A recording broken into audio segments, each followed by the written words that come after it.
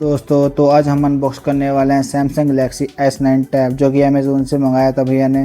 और भैया कर रहे हैं इसको अनबॉक्स। यहाँ पर हमें दो बॉक्स मिलते हैं, एक है इसका बैक कवर और एक हमें मिल जाता है यहाँ पर टैब। तो भैया करते हैं इसको अनबॉक्स। देख पा रहे हो आप। तो वो बॉक्स को ओपन करते ही हमें मिल जाता है यहाँ पर रखा हुआ सैमसंग टैब जो कि कवर में है। अब भैया करते हैं इसको ओपन। तो देख सकते हो कितना प्यारा ये सेट लग रहा है। और भैया यहाँ पर देख रहे हैं कहीं से डैमेज वगैरह तो कुछ नहीं है। वो इसको भैया करते हैं पावर ऑन। जैसे ही ऑन करते हैं तो यहाँ पर लिखा हुआ जाता है सैमसंग गैलेक्सी, देख पा रहे होंगे आप।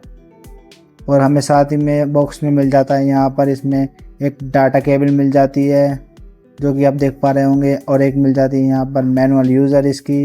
और साथ ही में मिल जाता है बॉक्स में हमें एस पेन जो कि इसको चलाने में अच्छा लगता है, यहाँ पर देख पा रहे होंगे आप।